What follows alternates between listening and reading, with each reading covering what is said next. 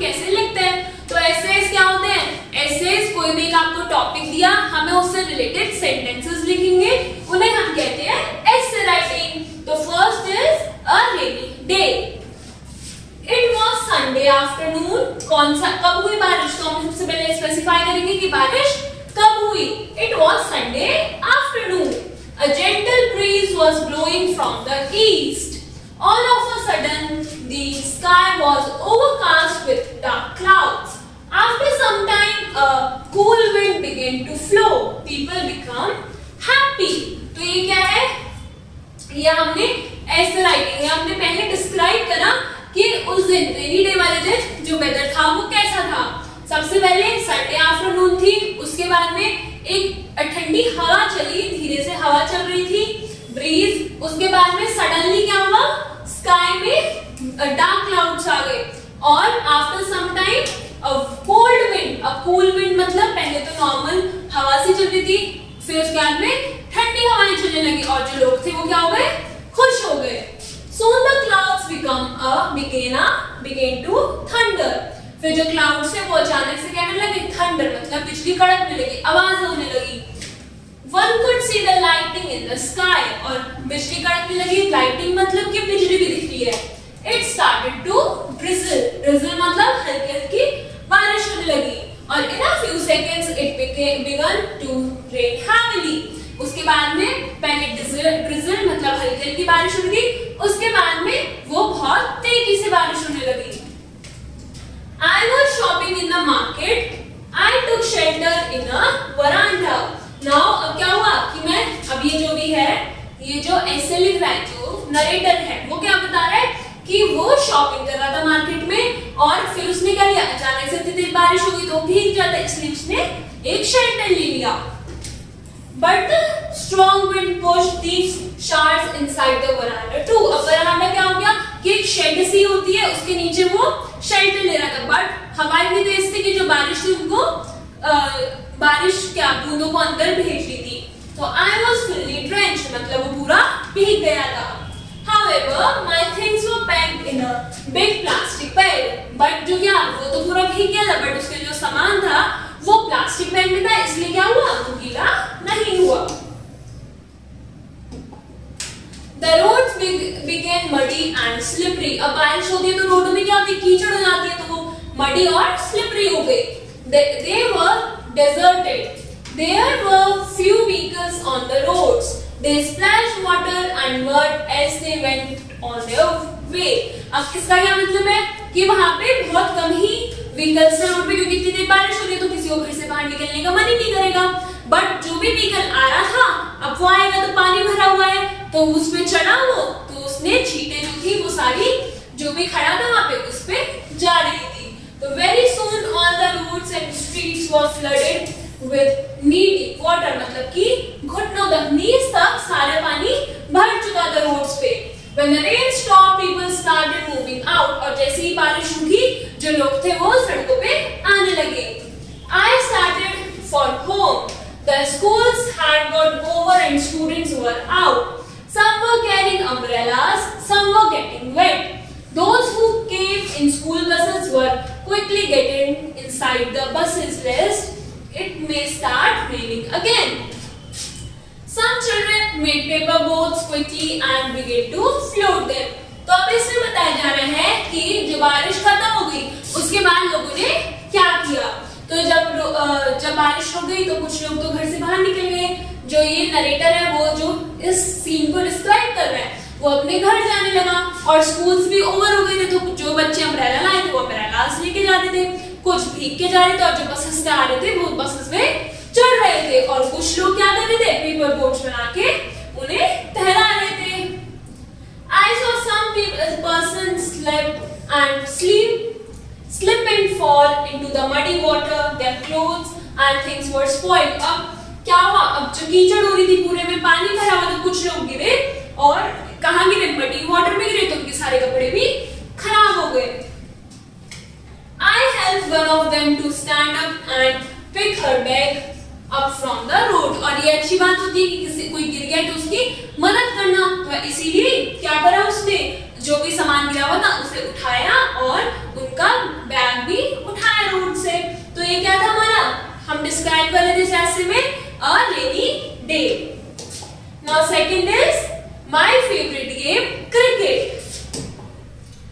Games are a good combination of exercise and entertainment. अब games क्या होता है? गेम्स बहुत अच्छा कॉम्बिनेशन होता है एक्सरसाइजेस का और एंटरटेनमेंट का। Different people like different games. अब कुछ सब लोगों को अलग अलग, जैसे किसी को तो घर में खेलना पसंद है बट किसी को बाहर खेलना पसंद है। तो डिफरेंट गेम्स कैसे हुए? Indoors and outdoors. And cricket is an outdoor game. अब माय फेवरेट गेम, अगर मेरा फेवरेट गेम इंडोर में हो सकता है, आउटडोर में हो सकता है। यहाँ पे क्या है? Cricket is my favourite game and cricket is an outdoor game, क्योंकि हम क्रिकेट को कहाँ खेलते हैं? घर से बाहर। A game is an occasion when two people or two teams compete against each other in a sport under certain rules. अब ये क्या होता है? एक गेम होता है। अब खेल कहने को तो गेम है but it is a occasion to celebrate. क्यों? क्योंकि जो दो टीम या फिर दो लोग compete करते हैं आपस में under certain rules. Cricket was played early only in some countries of the world. पहले क्रिकेट कहीं कहीं खेला जाता था। It has now become popular in many countries. और अब वो क्या हो गया? अब वो और पॉपुलर हो गया है बाकी कंट्रीज में। Nowadays it is played on the national and international level. और आज के टाइम में क्रिकेट नेशनल लेवल्स पे भी खेला जाता है और इंटरनेशनल लेवल पे भी खेला जाता है। People get excited when an international cricket match is transmitted on a television channel. और आपको भी पता होगा, आप भी देखते होंगे या फिर आपके घर में भी देखते होंगे कि जब दो कंट्रीज के बीच में इंटरनेशनल क्रिकेट जब होता है तो सब टीवी पे देखते हैं और बहुत एक्साइटेड होते हैं। They are so thrilled that they miss their food, work and sleep to watch the game. अब कुछ लोगों को इतना अच्छा लगता है देखना कि वो सोना, खाना और अपना काम सब भूल के गेम एंजॉय करते हैं। People inquire each other about the latest score at workplace and in the way. और जो कुछ लोग हैं जो रास्ते में जा रहे होते हैं तो वो नहीं देख सकते टेलीविजन पे, और कुछ लोग अपने काम पे होते तो वो सबसे स्कोर पूछते रहते हैं। The playground of cricket is called a pitch. और जो जहाँ पे खेला जाता है क्रिकेट उसको हम क्या कहते हैं? Pitch. A pitch of 22 yards long is prepared in the middle of a big ground. तो क्रिकेट जब खेलते हैं तो क्या होता है? एक बड़ा सा ग्राउंड होता है, उसके सेंटर में क्या होती है? पिच होती है। कितनी बड़ी होती है? वो होती है 22 yards long. A wicket having 3 stumps and 2 balls is fixed on one side of the pitch and the other side is fixed just opposite to other. मतलब कि इस साइड भी 3 wickets होते हैं और इस साइड भी 3 wickets fixed होते हैं। There are 11 players in a cricket team. A cricket team जब दो टीम्स में मैच हो रहा है तो दोनों में इक्वल अमाउंट ऑफ पीपल होंगे, तो कितने होते हैं? 11 players. Two teams play against each other. One team bats and the other team bowls and fields. तो एक टाइम पे टीम क्या होती है? बैटिंग कर रही होती है और एक टीम बॉलिंग और फील्डिंग कर रही होती है। There are 2 umpires to judge the game. अब दोनों साइड क्या होते हैं? एक साइड एक अंपायर होता है और दूसरी साइड भी क्या होता है? दूसरी साइड विकेट कीपर होता है। The bowler throws the ball to hit the stumps opposite to him. The batsman tries to strike the ball with his bat. If he able to strike the ball, the fielders try to catch the ball in the air or on the ground. At the same time, both the batsmen run from wicket to wicket until a fielder may catch hold of the ball. If the ball touches any one of the stumps, the batsman is out. If a fielder catches the ball in the air, then also the batsman is out. तो अब हमें कैसे क्या describe करा गया है कि जो क्रिकेट मैच है वो खेला कैसे जाता है। 11 प्लेयर्स होते हैं, दो टीम्स के बीच में होता है, एक टीम बैटिंग करेगी, एक टीम बॉलिंग और फील्डिंग करेगी। एम्पायर्स होते हैं टू जज द गेम, क्योंकि एक होना चाहिए ना मेन जो बताएगा कि जीत रहे हैं या हार रहे हैं, कि आउट है या फिर 6-4। अब बॉलर क्या होता है? वो क्या करता है? बॉल फेंकता है अगेंस्ट दी स्टंप वाली साइड और वहां पे बैट्समैन खड़ा रहता है जो कि स्ट्राइक करने के लिए बॉल का वेट करता है, और अगर उसे मार दिया तो फिर वो विकेट्स के बीच में रन करेगा टू टेक दी रन्स, और अगर फील्डर ने पकड़ लिया कैच कर ली बॉल तो भी आउट है, और अगर स्टंप्स में लग गई तो भी आउट है। When one batsman is out and the batsman come to bat, the batting goes on till the 10th man is out. और जब 10 लोग आउट हो जाते हैं तब बैटिंग खत्म हो जाती है, फिर दूसरी टीम क्या बैट स्टार्ट करेंगे, बैटिंग स्टार्ट करेंगे और स्कोर्स द रन. कौन से रन? जो कि पहली टीम ने मार्क करे थे. तो the team that scores the greater number of runs wins the game. और कौन जीतता है? जिसके सबसे ज्यादा स्कोर होते हैं. And cricket is a good physical exercise, क्योंकि आउटडोर गेम है तो सारे आउटडोर गेम क्या होते हैं? Good physical exercise. All the muscles are exercised in bowling, batting and fielding. It makes the player strong and active. तो ये क्या था? This was an essay writing on the topic my favorite game. और इसमें favorite game क्या था? Cricket. इसलिए हमने पूरे पैरा में डिस्क्राइब करा है कि हमें क्रिकेट क्यों पसंद है और क्रिकेट कैसे खेलते हैं. Now third topic is the computer age. The computer age means तो कंप्यूटर का जो इन्वेंशन हुआ है उससे लेके अब तक सारा कंप्यूटर के बारे में हम इस एस्से में पढ़ेंगे. An English mathematician Charles Babbage designed the first computer in the beginning of 19th century. अब इंग्लिश जो मैथमेटिशियन थे कौन थे? Charles Babbage. उन्होंने क्या करा? उन्होंने फर्स्ट कंप्यूटर क्या करा था? इन्वेंट करा था, डिजाइन करा था. A computer can process the data or information according to the instructions given to it. Information means, अब information क्या होती है? Information का मतलब होता है कि facts and their numerical details that tell you about a person, place, situation or event. तो information की किसी भी इंसान की जगह या उस किसी भी चीज की information क्या होती है? जो बताता है computer. Facts, numbers and other information that has been collected and stored in is called data. अब डाटा क्या होता है? डाटा होता है कि जो भी फैक्ट्स, इंफॉर्मेशन या फिर नंबर्स स्टोर करे गए, कलेक्ट करे गए हैं, उन सबको हम कहते हैं डेटा. तो कलेक्शन ऑफ इंफॉर्मेशन क्या होती है? Data. A modern computer can follow thousands of instructions within second. अब जो मॉडर्न कंप्यूटर्स मतलब ये तो पुराने टाइम का हो गया, बट जब जो नए टाइम के कंप्यूटर्स होते हैं वो फॉलो करते हैं थाउजेंड ऑफ इंस्ट्रक्शंस एक सेकंड मतलब विद इन सेकंड के अंदर. The instruction one gives is a language that the computer understands. अब कंप्यूटर क्या समझता है? कंप्यूटर इंस्ट्रक्शंस को ही समझता है. A computer follows the instructions blindly, मतलब कि क्योंकि कंप्यूटर को क्या काम है? इंस्ट्रक्शंस को फॉलो करना. तो जो उसको इंस्ट्रक्शन दिए जाएंगे वो फॉलो करेगा. The instruction must cover every step involved in an operation. If you miss a step, the computer will not correct it. Carrying out operation in a computer is known as processing. अब processing क्या होती है? हम जो computer है उसको step wise बताएंगे कि अब आपको ये करना है, ये करना है, ये करना है. अगर हमने कोई इंस्ट्रक्शन छोड़ दिया तो उसको करेक्ट नहीं करेगा कंप्यूटर को, और इसी को क्या कहते हैं? प्रोसेस. ये क्या है? Processing. Thus, the computer performs every kind of mathematical operations on commands in second. इसी वजह से हम उसको कमांड करेंगे किसे? कंप्यूटर को, और वो इन प्रॉब्लम्स को सॉल्व कर देगा. Computers have memory that is they can store a lot of information or data. अब कंप्यूटर के पास क्या होती है? मेमोरी होती है जहाँ पे स्टोर होता है. अब हम भी क्या कहते हैं? हमारी भी मेमोरी होती है. ब्रेन में क्या मेमोरी होती है? तो वो सारा डेटा को, इंफॉर्मेशन को कलेक्ट करती रहती है. सेम किसमें होता है? कंप्यूटर में.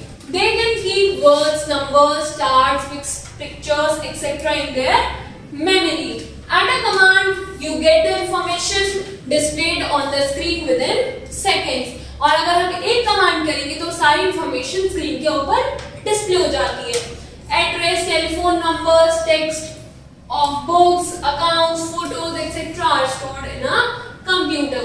तो जितनी भी इंफॉर्मेशन होती है जो स्टोर हो सकती है वो सब कहाँ होती है? वो सब कंप्यूटर में स्टोर होती है.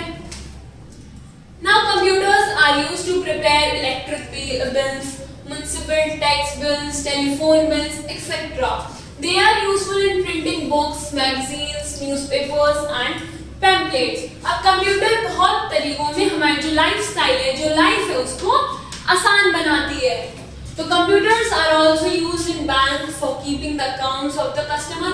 अब बैंक अपने सारे कस्टमर का अलग अलग जगह अकाउंट लेगा तो बहुत हेक्टिक हो जाएगा, बहुत डिफिकल्ट हो जाएगा, इसलिए कंप्यूटर उस काम को आसान करता है.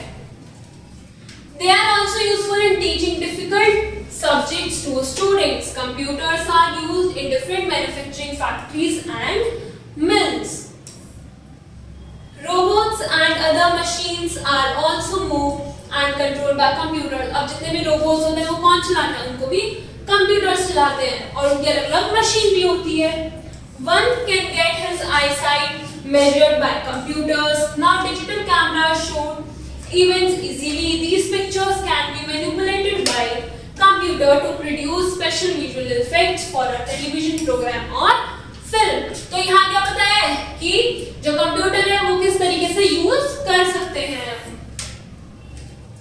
A large number of computers linked together internationally are called internet.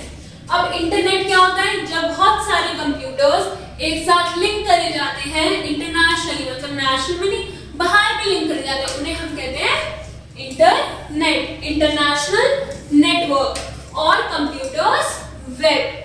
You can get any information from the World Wide Web on your personal computer at home. अब हम कंप्यूटर में बैठ के हम कहीं से भी दुनिया की इंफॉर्मेशन को अपनी स्क्रीन पे देख सकते हैं. This is called information explosion. इसे क्या कहते हैं? इंफॉर्मेशन का explosion. You can send and receive messages to and from anywhere in the world by email through internet within seconds. और इंटरनेट की मदद से हम जो भी हमारा कंट्री है, ये वर्ल्ड है, उसके एक कोने से दूसरे कोने तक मेल्स भेज सकते हैं through internet. Berths for any train और seats of aeroplane for any place can be booked from any place connected with their computer network. तो इंटरनेट क्या इतना स्ट्रॉन्ग होगा, इतनी स्ट्रॉन्ग चीज है, इतनी यूजफुल चीज है कि वो कुछ भी कर सकती है. You can sell or purchase services and products on internet. Thus, we can say that the modern age is the computer age. तो कंप्यूटर क्या करता है? कंप्यूटर हमारे काम को आसान करता है, इसलिए क्या ये मॉडर्न एज है. Now हमने क्या पढ़ा था? हमने पढ़ा कंप्यूटर के बारे में. अब हमारा नेक्स्ट क्या है? Next topic is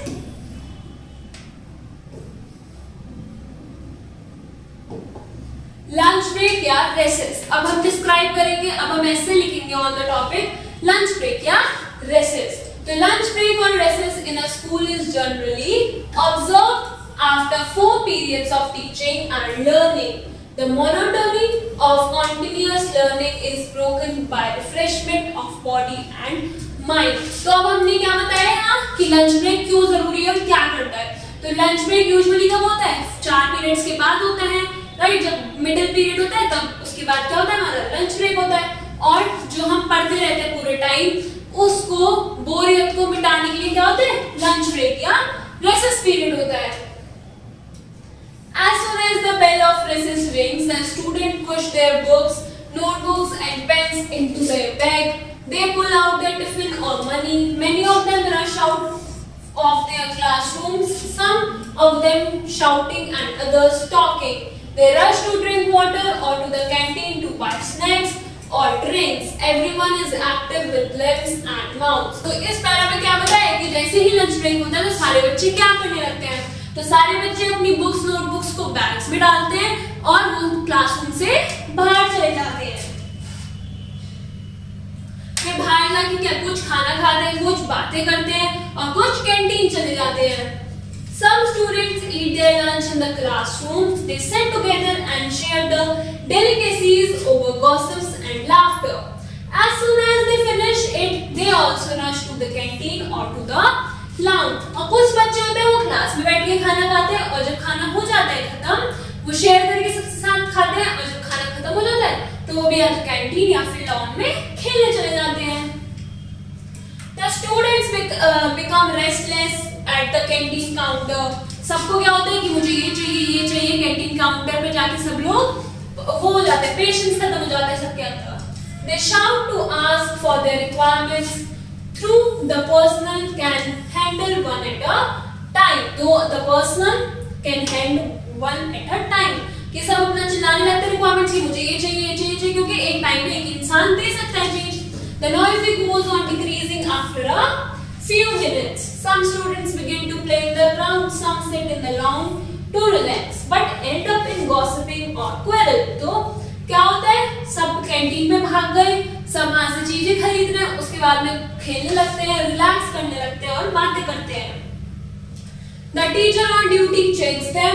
Some students sit in the classroom and hurriedly copy the home assignments from the friends notebook. और कुछ बच्चे क्या होते हैं, क्लासरूम में बैठ के जल्दी से अपना क्या करते हैं, होमवर्क कंप्लीट करते हैं. The teacher assemble in the staff room. Sometimes they take tea, coffee or cold drinks. और जो सारी टीचर्स होती हैं वो सब स्टाफ रूम में इकट्ठे होके कभी टी, कॉफी या कोल्ड ड्रिंक्स पीते हैं. They relax themselves with little humor.